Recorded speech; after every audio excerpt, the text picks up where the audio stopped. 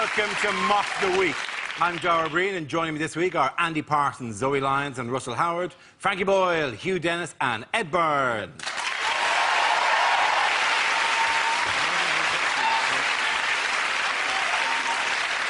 We start with a round called Headliners. Here's a picture of Prime Minister Gordon Brown with his immediate predecessor, Tony Blair. But what does BMCB stand for? Is it Brown's Mental Complete Breakdown? or is it just Britain's Mr. Charisma Bypass? Is it Blair makes chimp body pop? Is it Brown's man boobs captivate Blair? Is it Blundering Morons Crucifixion Begins?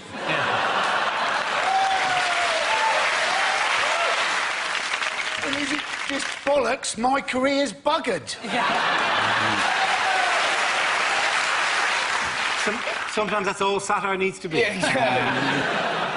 If you look like uncles dancing at a wedding, I would go with British men can't boogie. Yes. Or is it...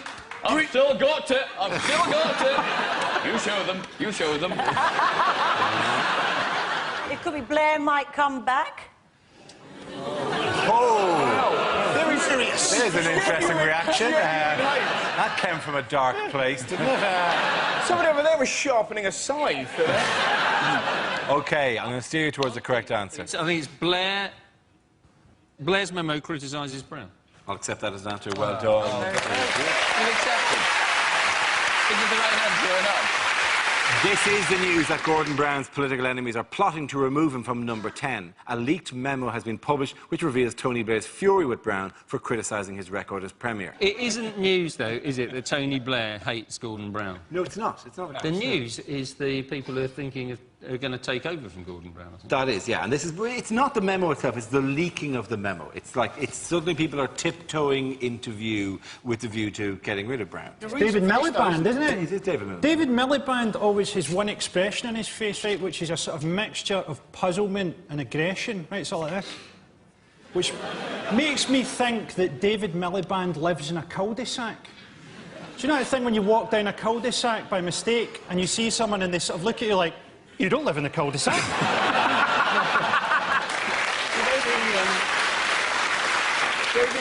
David Miliband's problem is that he isn't even well known in his own constituency, right? So there was a story in the paper this week about David Miliband getting very, very excited because somebody came up to him in his constituency and said, excuse me, can I have your autograph, please, Mr. Henman?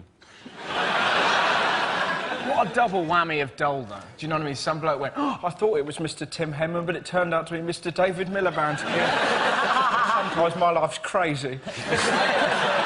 Miliband's part of a Labour mafia who are apparently called the Primrose Hill Gang, which sounds like the campest bank robbers ever.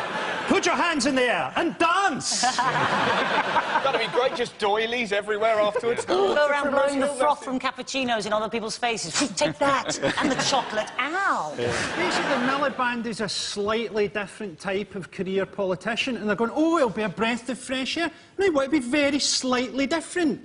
Vin Diesel, he'd be a breath of fresh air. Sergeant Bash from Robot Wars. Why don't they ever just... You know, they say, oh... we need somebody different to lead the party. Why don't they ever just get someone and go, yeah, we've got a new leader, he smokes a lot of grass and does kung fu. What about that? I just don't see how anyone could vote in good conscience for a man who said, and he did say this without any irony, without his tongue anywhere near his cheek, actually was quoted as saying, social justice is what gets me up in the morning. Like he has an alarm clock that is the sound of someone giving the correct respect to a single mother. like rehabilitated youths come in and dress him before he has breakfast. Social justice gets me up in the morning sounds like the name of the world's most boring porn site. Are you being well paid for this? Good, good, yeah. And the benefit's all right, yeah. What's the point of replacing Gordon Brown with David Miliband? It's like replacing a copy of the Reader's Digest with an A to Z of Peterborough. May as well elect a nest of tables. By the who's come out in support of Brown? Alan Sugar. Alan It's Sugar's the most back. remarkable... He did this interview in The Sun where... I don't know what they're looking at there. Did you see the line that Sugar said? There was this amazing line. I don't know if you read it. It was just gobbledygook. He was kind of going, yeah, he's a good bloke. I lent him a monkey, nuts and bolts, knows what he's doing. He's still hired. And there was one sentence. I've written it down here. He said that we're looking for a leader as a nation who can bunny off a scratch. And you find yourself going, yeah, if you like. What the hell does that to bunny off a scratch? You know, can anyone weasel off a tickle? You know, badger off a fumble? It's like a porno Wind in the Willow. He's lost it. Alan Sugar seems to me like a sort of confused old lady. Who are you? What are you doing here? What's your job? Who am I? Where am I? Where's the toilet? Help me.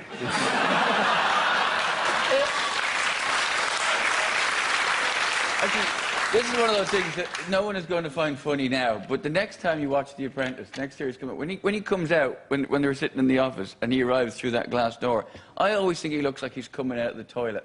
He just is something about him. It looks like he's going to say, I'll give that a few minutes, won't you? They're bound to like each other, though, aren't they? Because apparently they both get up at 6 a.m. in the morning, and frankly, they both look like they get up at 6 a.m. in the morning, don't they? Alan Sugar, when he gets up at 6 a.m., he needs to look himself in the mirror and go, Alan, you need a couple of more hours in bed. You're tired.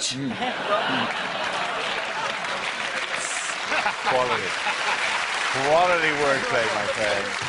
What always gets me about The Apprentice, by the way, is it's based on a lie, which is basically you've got two teams of people selling bananas. One make £800 and they get a helicopter trip around London. The other makes £750 and they sit in a cafeteria and he calls them losers and fires one of them. And you're kind of going, that's a bit harsh. If you don't win, you've got to be fired. He made his money building the 9th best computer in the market.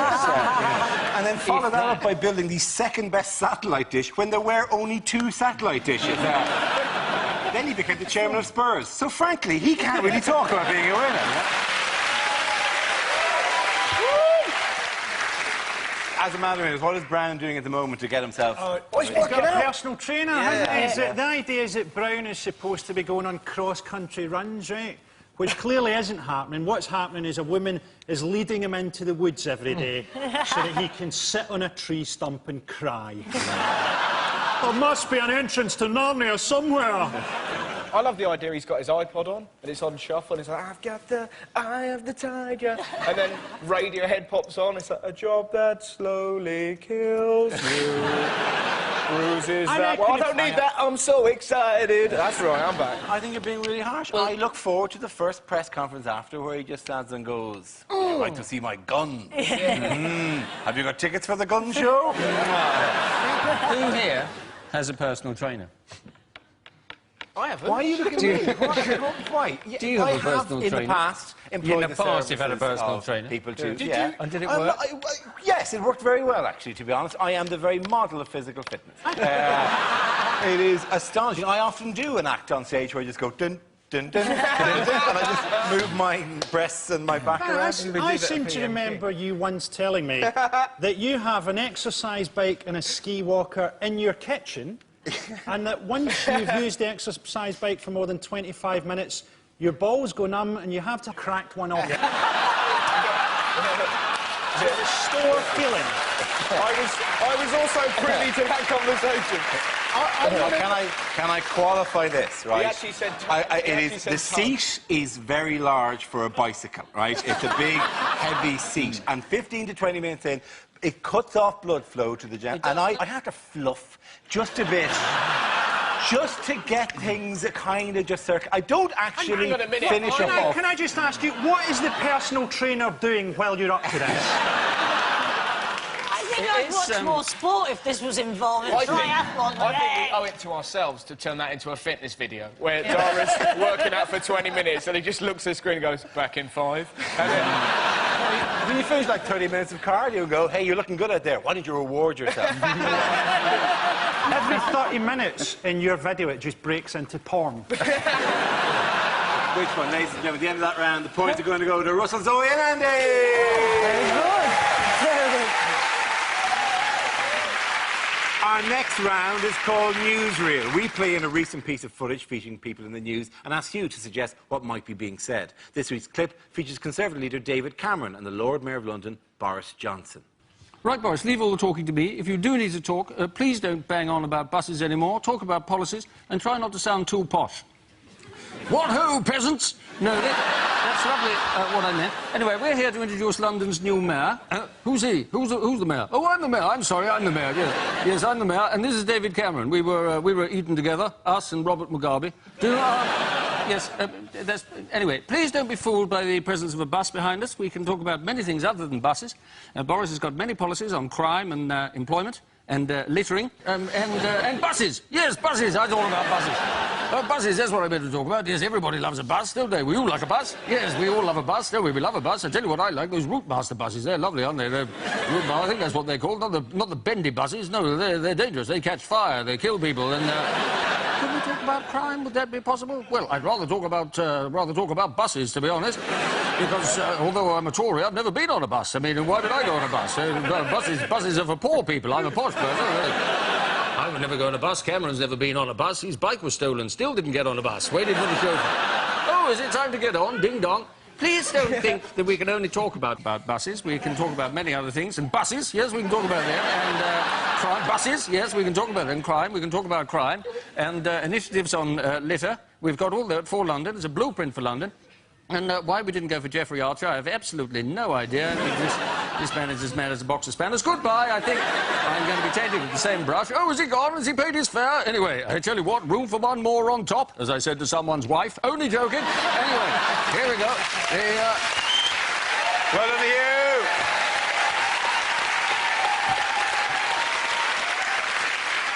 Now we play a round called Alexander Solzhenitsyn's Wheel of News.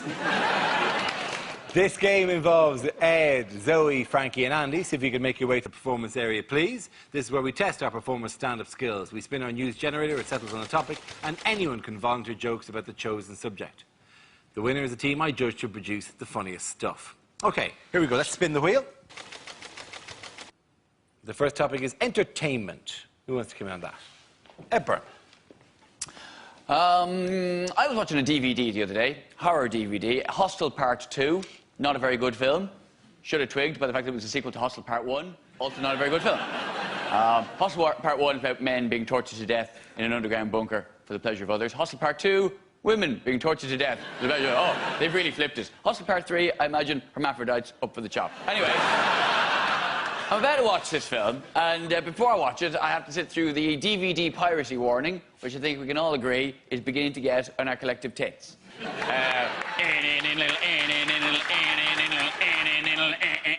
Oh, this music's so funky, it makes me want to obey the law. And it's the patronising nature of it. It's this thing of, you wouldn't steal a handbag, you wouldn't steal a car, so why would you steal a movie? I'm sitting there going, don't tell me what I wouldn't do. You don't know me. I am drunk at 4 o'clock in the afternoon, in my pants, about to watch women be tortured to death in an underground bunker in Eastern Europe. You're telling me I wouldn't nick a poxy handbag? I think you don't know me very well at all, sir.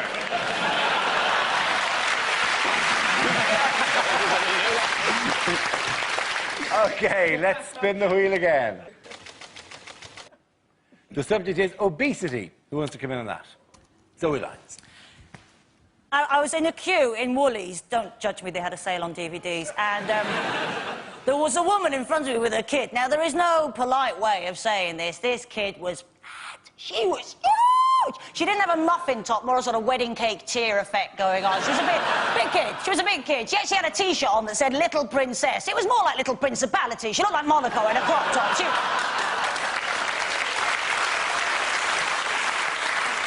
She was a big kid, and this kid picked up from the side there a bar of fruit and nut chocolate and held it up to her mum and said, Mum, can I have that?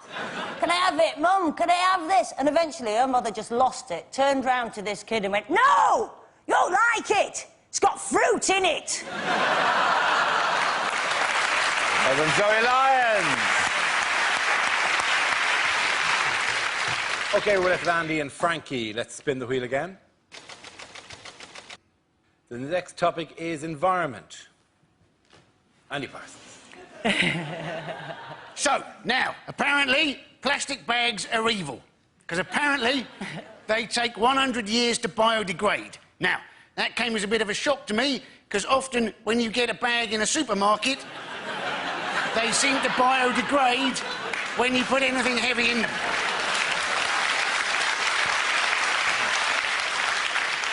That is why people double bag, isn't it? Because otherwise it's like a crap magic trick, isn't it? They give you the bag, you put the bag on the counter, you put the stuff in the bag, you pull up the bag, and hey presto, the stuff's still there on the bloody counter. Well done, Andy Parsons. OK, let's see what Frankie's been left with. Let's spin the wheel. It's celebrity. Tom Cruise has got a creepy marriage going on, hasn't he?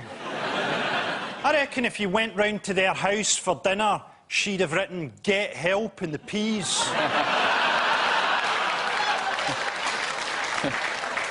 You seen a photo of Amy Winehouse recently? My God, she looks like a campaign poster for neglected horses. How did Wayne Rooney manage to get married? Probably only because "I do" sounds quite a lot like "ooh, ooh." Jade Goody's just been burgled. According to the papers, she lost £100,000 worth of her most prized possessions. That is a lot of turnips. Frankie Boyle. Points they go to Ed and Frankie.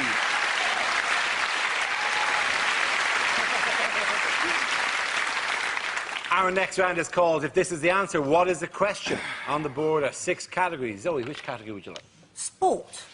OK, sport. The answer is 85,000 miles. What is the question? How far would the Proclaimers have to walk these days to get a hit? If I was to add together all the times that people have sung "I Would Walk 500 Miles" at me... Yeah.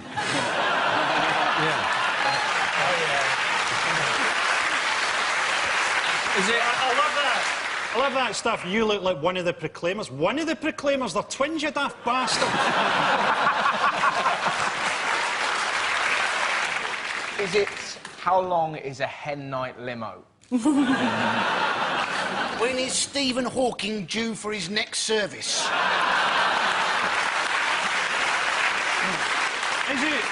Is it what is the nearest that I will get to watching Mamma Mia? Is it on a still day? How far away can you hear Brian Blessed? What distance has been covered by Dwayne Chambers in training in a sadly pointless exercise? Is it, for legal reasons, what is the closest that I'm allowed to come to the actress who plays Hermione in the Harry Potter films? Is it how far has the Olympic flame travelled to actually get into Beijing? That's absolutely right. Well done, Andy Parsons. When the torch came through London, it was amazing, wasn't it? Because the Chinese got to number 10 and barged Gordon Brown out of the way. And he's the only Scottish guy in the world that would have stood for that. Any other Scottish guy would have opened the door to number 10 in his pants, looked at the ambassador with the torch and gone, "What's this, pal? I ordered chicken and black bean sauce."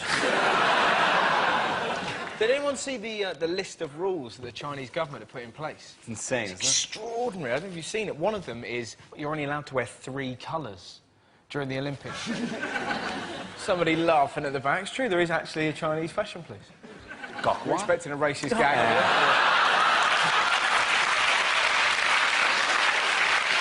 Don't you think it's amazing that none of the rules are "don't run over anyone in a tank"?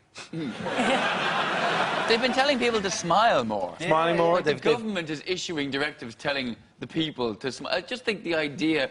I'm going, you, faceless tool of the Communist Party, why so glum? Who watches the Olympics anyway? Surely the irony is the only people who watch the thing are people who are too lazy to switch off the TV. Who watches gymnastics? Watching gymnastics is just paedophilia for cowards, Dara. tell you what... If we arrested everybody who was watching the rhythmic gymnastics, the country would be a safer place. You know what? Do you deny it? Yes, I deny it. I'm hoping we do... A much sweeter reason, I'm hoping we do really well in the gymnastics, because our best gymnast is called Beth Tweddle, and I want it to be a medal for Tweddle. They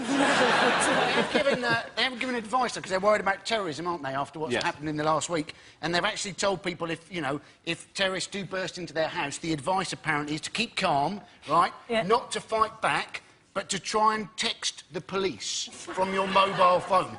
Now, you think your average terrorist might be a bit alert to that. What are you doing with your mobile phone? Oh, just playing Snake. But also, terrorist is quite a tricky word to text when you're under pressure. So you'd have to put, OMG, bad man, tie me up, send. The Olympics are boring, right? What we need is an event where we see who can jump from the greatest height. Because then we could get all these sort of depressed and suicidal people, and they could win something for their country when they die. They are very worried, aren't they, in Beijing about the weather, about the smog. The smog is a big issue. Do we know why it is? Like what they're going to do to get rid of all? I think to get rid. I think what they're going to do to get rid of the smog is they're going to try and clear out all the burning monks for kick-off. You know, they're shutting down all economic activity in Beijing. Yeah. They're shutting down factories, traffic, everything. It's all been shut down. They must be delighted that Paula Radcliffe may not be fit, because the last thing they need with all that pollution is her coming and squatting and contaminating the water supply. Do you see as well? Hey, am I wrong about this, or have they got a guy running in the Olympics who's got no legs? That's quite difficult. He wanted to run in it. His name, I can't remember. Oscar Pistorius. Oscar Pistorius. Wasn't the thing, though, he had these fiberglass legs, and they said it gives him an unfair advantage, overlooking, I think, the fact that he's got no legs. That might balance it up slightly. I say, don't let him run in the Olympics. Give him a robot arm and make him fight crime. What do you think they could give him? They could give him a little thing like you have on a Skeletrix car. But you're not allowed... Round the track. They say you're not allowed... But imagine being... Which unlikely figure has said she hopes to compete in the 2012 Olympics? Dame Judi Dench. Not Dame Judi Dench. Jordan. That's Jordan. What, we're not going with the Judi Dench story? This seems ridiculous. What, She said- the Judi Dench being a pole vaulter thing? That was all the papers, like. She's pissed off, is it, because she got chucked out of... They wouldn't allow her to buy a table at the No, polo. they allowed her, she was at some polo event, and she wasn't allowed into the China White tent. And somebody apparently today said, no, you're not the kind of person we're looking for here. Well, it could be. Maybe they have a rule about having to be less than, 45% silicon. Polo is just disgusting, isn't it? It's just exhibitionism. It's rich exhibitionism. It's not like there's a five-a-side Sunday league of polo where people go down the Hackney Marshes and ride about in a Labrador, is it? It's a, oh, look at me kind of thing. If Jordan wants to see people riding dumb animals, she should just look in a mirror the next time she's having sex.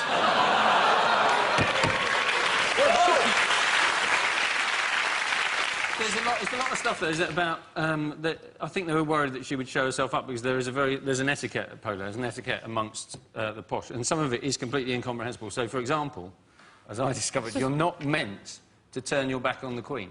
Why? I don't know. She's very unlikely to nick anything. But you're not. And I did that. I was 18. The Queen came to my school because someone had burnt my school down.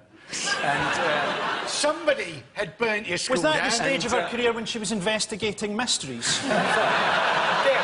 Inspector Queen. It was called. You paint her out as some sort of Jessica Fletcher figure. At the end of that round, the points go to Frankie Hewinan. Now we come to our final quickfire round called Scenes We'd Like to See. This is for everyone, so if you can make your way over to the performance area, please. I called ideas for scenarios we'd love to see, and the performers come in with their suggestions. OK, here we go. The first subject is bad things to say at a job interview. What can I bring to the job? A burning hatred of the West, a hook for a hand and a pilot's licence.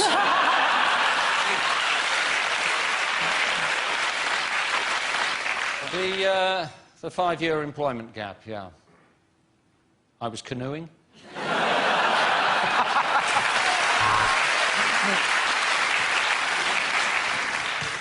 Right, I hope we can all be professional about the fact that I've just split up with all three of you. I'm really only here because I'm hoping to slip on a wet floor and then fall off a ladder. Yes, I've had a few changes of address, Wormwood Scrubs, Broadmoor, but for the last 3 months I've lived in your air conditioning. I'm really into diversity. In my last team, I made sure that we had a black, a fruit and a fatty. I have always wanted to work in a motel. I'm telling them, Mother, I'm telling them! This job would be a great opportunity for me to steal a shitload of stationery. Hey! I remember you from the dungeon. How you doing? It's me, Gimpy Terry.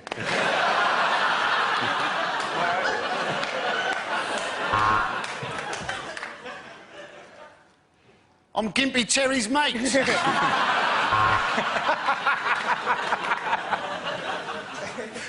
Sum myself up in 3 words. Well, I suppose it would have to be killer alien vagina.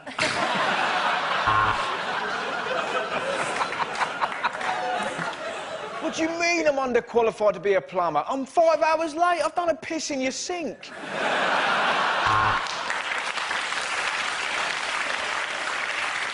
When can I start? Yesterday. But I can only work till today. 9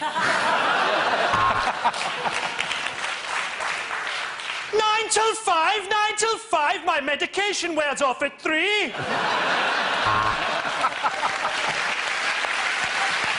The next topic is things you wouldn't hear on Songs of Praise. Hello, Canterbury. Let's make some fucking noise!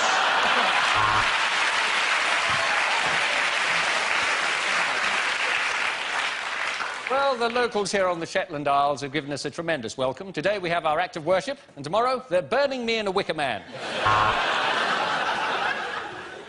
They call him G.O.D. and he the Big Daddy. He look like me, but he more beardy. Hello, I'm Sister Margaret, and I'm an alcoholic. The parishioners will now go forward to receive communion, if they can get past Atlas and Predator.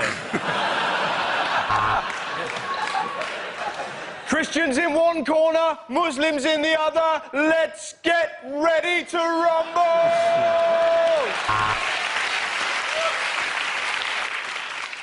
Well, the goat is strapped to the altar, so let's begin. That was beautiful. Such a shame there's no one actually up there to have heard it.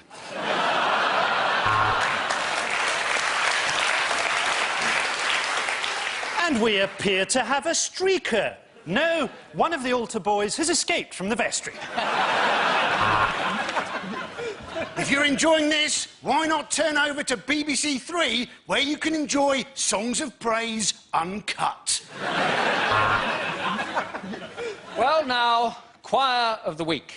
They're not the Von Trapp family, but they were the Trapp family. It's the Fritzels from Austria! The next reading is from St. Paul's first letter to Jim'll Fix It. At the end of that round, the points go to Frankie, Hugh and Ed.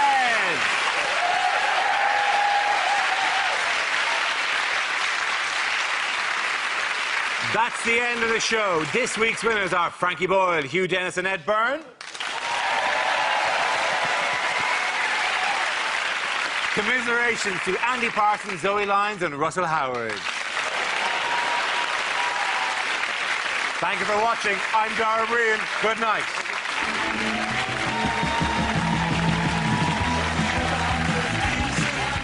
And the comedy continues with Never Mind the Buzzcocks in half an hour. Before that, though, lack of sleep sends the lab rats more bonkers than ever. That's next here on BBC Two.